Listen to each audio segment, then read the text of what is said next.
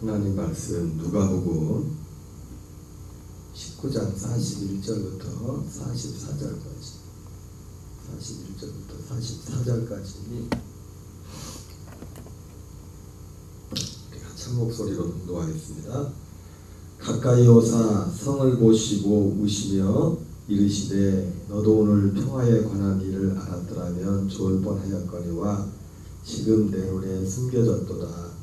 날이 이를지라 내 원수들이 토둔을 쌓고 너를 둘러 사면으로 가두고 또 너와 및 그 가운데 있는 네 자식들을 땅에 베어치며 돌 하나도 돌 위에 남기지 아니하리니 이는 내가 보살핌을 받는 날을 알지 못함으로 인함이라 하시니라. 아멘. 오늘은 누가복음 19장 41절부터 44절까지 말씀을 중심으로 하나님의 은혜를 헛되이 받지 말라는 제목으로 하나님의 말씀 전하도록 하겠습니다.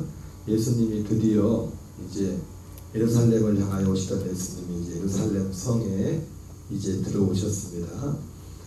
들어오셔서 오늘 41절부터 44절까지는 장차 예루살렘에 임할 예루살렘의 심판, 예루살렘의 멸망을 바라보시며 오시는 예수님의 모습이 기록되어 있습니다. 실제로 역사적으로 예수님께서 십자가에 죽으시고 난 후 40여 년이 채 되지 않아서 예루살렘은 로마의 디도 장군에 의해서 예수님 말씀한 대로 돌 위에 돌 하나 남기지 않고 성과 성전이 파괴를 당하는 그런 일들이 일어나게 됩니다.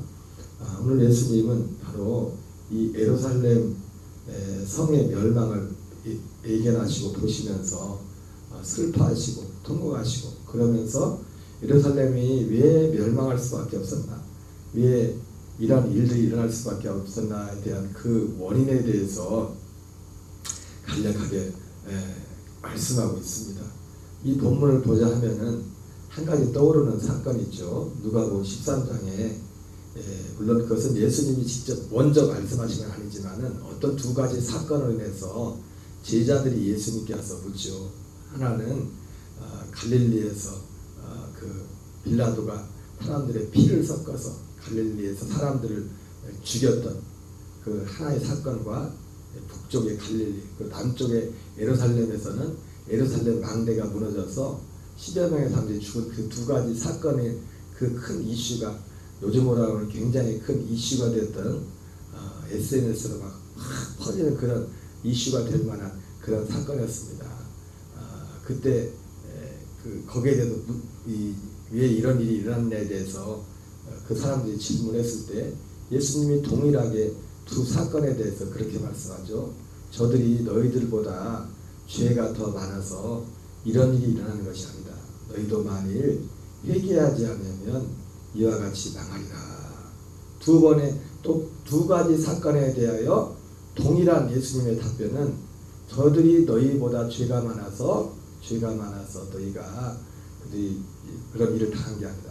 너희도 회개하지 않으면 이와 같이 망하리라. 예수님이 그렇게 말씀을 하셨습니다. 어쩌면 오늘 누가복음 19장 41절에 예수님께서 이 말씀을 결국은 사실은 예루살렘에 그 갈릴리에서 일어난 사건이나 예루살렘 망대가 무너진 그런 사건이나 그런 것들은 어떻게 보면 국지적인 아주 그냥 작은 어떤 일 부분에 일어난 어떤 사건, 오늘날도 얼마나 많은 사건 사고가 우리 사방에서 일어나고 있습니까? 그죠?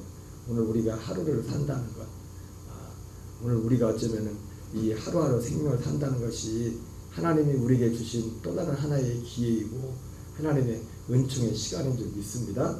어쩌면은 예수님이 말씀하신 지금 이 오늘 41절부터 44절에 나오는 지금 하나님이 우리를 살피시는, 우리를 보살피시는 그런 때임을 우리가 알아야 될 줄 믿습니다. 어쨌든 그 작은 그 하나의 사건을 놓고도 볼 때 그렇지만 궁극적으로 너희들도 만일 회개하지 않으면 이와 같이 망하리라. 이렇게 예수님이 말씀하셨던 그 말씀을 떠올려 볼 때 오늘 예수님이 예루살렘 성의 멸망할 심판을 보면서 아직 일어나진 않았습니다. 아직 30년, 40년은 지나야 그 일이 일어날 거예요. 그러나 주님은 알고 있어요. 예루살렘의 운명에 대해서. 실제로 그렇게 예루살렘이 파괴당하고 나서 이스라엘 백성들은 전 세계로 흩어지고, 그전에도 흩어진 사람들이 많았었지만은 2000년 1945년에 나라를 되찾기, 이스라엘이라는 나라를 다시 되찾는 그때까지 1900년 이상을, 1900년 가까이 나라 없이 전 세계로 흩어져서 우리가 잘 아는 히틀러에게 수백만의 유대인들이 학살을 당하고, 그런 수많은 비참한 그 이후에도 이 주상 후손들에게 엄청난 일들이 일어난 것을 보게 됩니다. 성경 이제 뒤에 보면 예수님께서 십자가를 치실 때 빌라도 앞에서 그 예수님이 풀어주려고 하는 그 빌라도의 노력에도 불구하고 유대인들이 계속해서 제장들이 예수님을 십자가에 못 박으라고 할 때 그들의 너희들 책임질 수 있냐? 나는 자유하다. 이 사람 아무리 봐도 이 사람은 죄가 없는 사람이다. 이렇게 예수님이 말씀하실 때 그들이 이 죄를 우리와 우리 후손들에게 돌리셔서 말을 잘해야 돼요. 이런 모든 것들이 다 연결됐어요. 예수님이 오늘 예루살렘 성을 보면서, 성의 그 멸망을 보면서 내다보면서 가슴이 아팠던 거는 사실은 그 예루살렘 멸망 자체도 자체지만 오늘 이스라엘 백성들이 회개하지 않는, 이스라엘 백성들이 정말 하나님께서 그들에게 준비하신 하나님의 그 은혜와 구원을 끝까지 거절하는, 받아들이지 않는 그것을 보면서 주님은 오늘 우셨던 것을, 그 우신 통고가 했던 그 이유를 보게 됩니다. 42절과 오늘 41절 44절까지 했는데, 오늘 본문에서는 이 예루살렘의 멸망의 원인을 예수님이 두 가지를 말씀하죠. 그래서 하나의 사건, 어떻게 보면 하나라고 볼 수 있겠지만은 두 가지를 말씀합니다. 42절에 보면 이르시되 너도 오늘 평화에 관한 일을 알았더라면 좋을 뻔하였거니와 지금 내 눈에 숨겨졌도다. 예루살렘이 멸망한 그 이유를 뭐랍니까? 평화에 관한 일이 이스라엘 백성들이죠. 이스라엘 백성들에게 숨겨졌도다. 이렇게 말씀하죠. 감춰졌도다. 결국 사실 숨겨진 이 일이 감춰진 그 말씀과도 사실 관련이죠. 그 말씀이죠. 사실은 이스라엘에게는 이것이 감춰진 겁니다. 감춰진 평화에 관한 일. 이 유대인들에게서 평화라는 것은 제가 오늘 주석서에도 찾아보니까 전통적으로 이 평화라고 할 때는 우리가 일반적으로 우리가 많이 들었던, 예전에 목사님들한테도 많이 들었죠. 성경에 나오는 평화, 샬롬, 평강이라고도 하고, 사도 바울이 말한 로마서의 표현식으로 하면 평강이라는 단어로 많이 나죠. 평강으로. 평화라는 말과 평강이란 이 이스라엘들이 쓰는 이 단어는 독특한 그것이죠. 그것은 어떤 환경적인 것에서 오는 것이 아니에요. 환경적인 곳에서 오는 것이 아닌 하나님에게서는 어떤 하나님과의 관계에서 오는 그 평화를 말하는 평강. 그래서 사도 바울이 로마서에서도 하나님의 나라는 먹는 것과 마시는 것에 있지 않고 오직 성령 안에서 의와 평강과 희락이라. 거기서 평강을 말할 때 의와 평강과 희락이라. 먹는 것과 마시는 것에 있지 않고 의와 평강과 희락이라. 여러분, 이 순서는 절대로 이 순서를 바꾸면 안 됩니다. 하나님의 나라, 이 평강, 이 평화는 의에서부터 출발됩니다. 의가, 하나님의 의가 주어진 자에게 하나님의 의가 있어야만 따라오는 평강, 그리고 희락이 따라오는 것입니다. 그러니까 이런 것들이 이들에게는 숨겨져 있어요. 다른 말하면 예수님을 거부한 거죠. 예수님을. 누가복음 2장 14절에 지극히 높은 곳에서는 하나님께 영광이요 땅에서는 기뻐하심을 입은 사람들 중에 평화로다. 거기 평화라고 되어 있죠. 그죠? 누가복음 2장에서는 평화라는 단어를 쓰고, 여기도 평화죠. 여기도 평화, 똑같은 평화죠. 근데 이 평화가 누구에게 영광인가? 땅에서는, 지극히 높은 곳에는 하나님께 영광이요 땅에서는 모든 사람에게 평화가 아니에요. 그냥 우리가 덮어놓고 목사님이 그냥 무조건 축도한다고 축복합니다 한다고 모든 사람에게 축복이 임하는 게 아니잖아요. 그죠? 예수님도 내가 어느 집에 가든지 가서 기도하라. 그래 그 가정의 평안과 복을 빌어라. 그렇게 말하죠. 그러나 모든 사람에서 복을 빌었다고 해서 그 복이 그 사람이 가는 게 아니에요. 그 사람이 그 복을 받을 만하면은 그 복이 임할 것이고, 그것을 받을 만하지 못하면 그 복이 누구한테 온댔어요? 그거를 빌어준 사람, 기도한 사람한테 그 복이 올 거, 자기가 올 거라 했잖아요. 이 평안한 것도 마찬가지. 이 평안. 오늘 예수님이 지금 내 눈에 숨겨졌다 이렇게 말씀하고 이 표현하고 있지만은, 이 평안은 모두에게 임하는 게 아닙니다. 땅에 있는 사람들에게 임하는 평화거든요. 땅에 사는 우리에게 주시는 평안인데, 그 평안은 땅에서는 누구예요? 기뻐하심을 입은 사람들 중에 평화로다. 하나님이 기뻐하시는 사람들 중에 평화로다. 하나님이 기뻐하시는 사람들이 누굽니까? 히브리서 11장 6절 표현을 말하면, 믿음이 없이는 하나님을 기쁘시게 하지 못하는 하나님께 나간 자는 반드시 그가 계신 것과, 또한 그가 자기를 찾는 자들에게 상 주심을 믿어야 될지니라. 이 평화에 관한 일은 누구에게만 나타나느냐? 히브리서 11장 6절에 믿음을 가진 자들에게 나타나는 겁니다. 그렇지 않은 사람들에게 이것이 숨겨져 있는 겁니다. 히브리서 11장 6절에 나오는 하나님이 계신 것을 믿는, 하나님이 살아계심을 믿고, 또 그분의 약속을 믿는. 사도 바울의 표현으로 말하면 어떤 거요?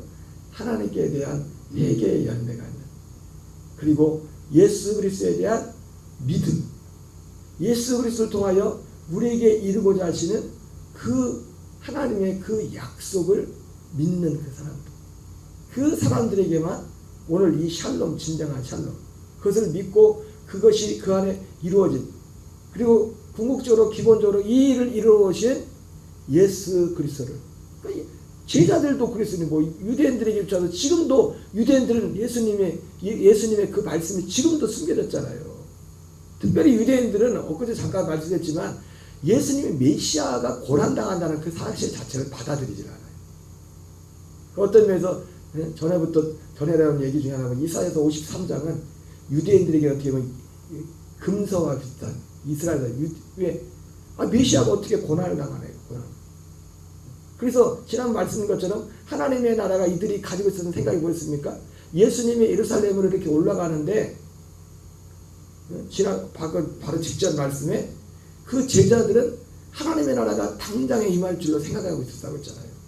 지금 예루살렘으로 예수님이 올라가는데 그들이 가지고 있었던 그 하나님의 나라가 당장 임할 것이라고 그들이 생각했던, 그 예수님이 그들 교정을 시켜줬지 않습니까? 그 교정을 예수님의 열문화의 비유를 통해서 그걸 교정시킨단 말이에요. 특별히 그들이 생각했던 하나님의 나라, 메시아의 나라. 그들이 생각했던 메시아의 나라는 왜, 그래서 예수님이 예루살렘으로 올라가면서, 그러니까 이들이 은연 중에 예수님이 그들이 기다려왔던 메시아라고 생각했던 겁니다. 근데 그들이 기다렸던 메시아는 어떤 메시아였어요? 고난당하는 메시아는 그들의 안중에 없는 겁니다. 십자가에 달리신 예수님.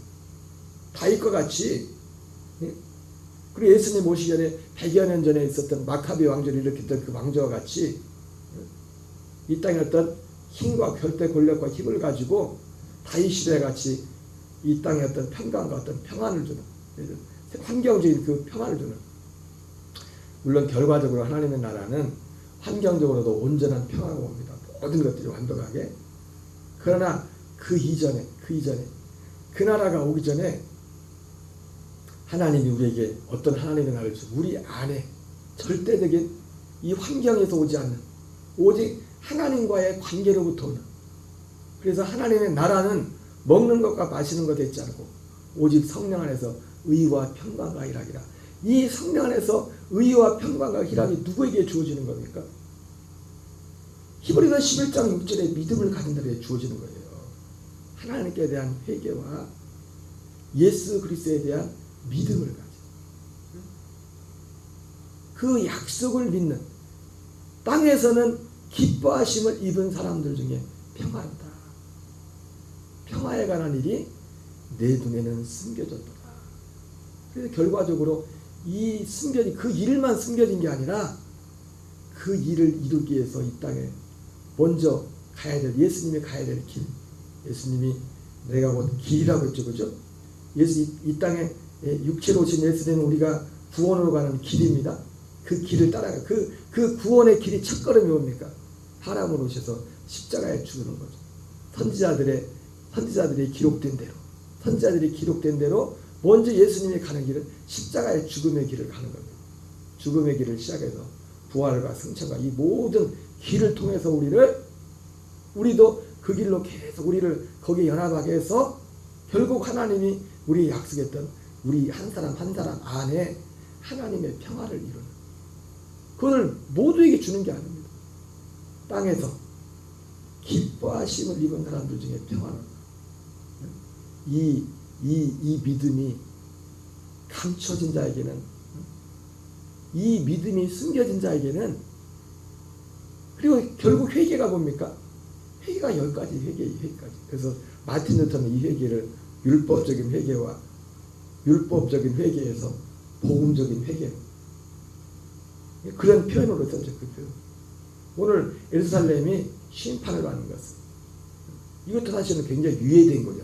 30여 년 후에 일어날 일이니까. 이런 어떤 국가적인 심판이었습니다. 너희도 만일 회개하지 않으면 너희가 이와 같이 망하리라. 예수님이 그 가슴에, 주님은 모든 걸 다 알기 때문에 예루살렘에 지금 회개치 않는 예루살렘 사람들을 보면서 또 그들에게 당할 그 운명을 보면서 주님은 통곡하면서 오늘 그 말씀하시는 겁니다. 그러면서 날이 이를지라 내 원수들이 토등을 쌓고 너를 둘러 사면으로 가두고 또 너와 및 그 가운데 있는 내 자식들을 땅에 베어치며 돌 하나도 돌 위에 남기지 아니하리니 이는 내가 보살핌 받는 날을 알지 못함으로 인함이라. 여기 42절에서는 예루살렘의 멸망의 장차 그들에게 이발 멸망의 일을 바로 평화에 관한 일이 숨겨졌기 때문에, 그리고 내가 보살핌을 받는 날을 알지 못합니다. 두 가지 원인을 사실은 이 42절 말씀이나 44절 말씀이나 사실은 뭐 의미적으로 보면은 다 비슷한 말씀이에요. 고린도후서 6장에 지금은 은혜 받을 만한 때요 지금은 구원의 날이로다 그랬잖아요. 하나님의 은혜를 헛되이 받지 말라. 결과적으로 이들에게는 어떤 기간이 주어졌거든요. 은혜 받을 수 있는, 구원 받을 수 있는 어떤 기간이 주어졌거든요. 근데 그들이 결과적으로 오늘 이런 결과를 낳게 된 건 뭡니까? 예, 여러분, 하나님이 원하는 그 회개의 열매가 없으면 하나님의 은혜를 받는다고 하지만 헛된 은혜를 받는, 헛된 은혜를. 여러분, 은혜 중에 은혜는 결국은 이 모든 이 내용을 포함해서 예수 그리스도의 죽으심과 부활을 통하여 우리에게 이루시는 구원, 그것이 은혜 중에 은혜고 그것이 은혜의 핵심입니다. 하나님이 우리를 보살피고 우리 가운데 우리의 삶을 유지시키고 하는 그 궁극적인 그 이유는 뭐냐면, 이스라엘 백성들에게도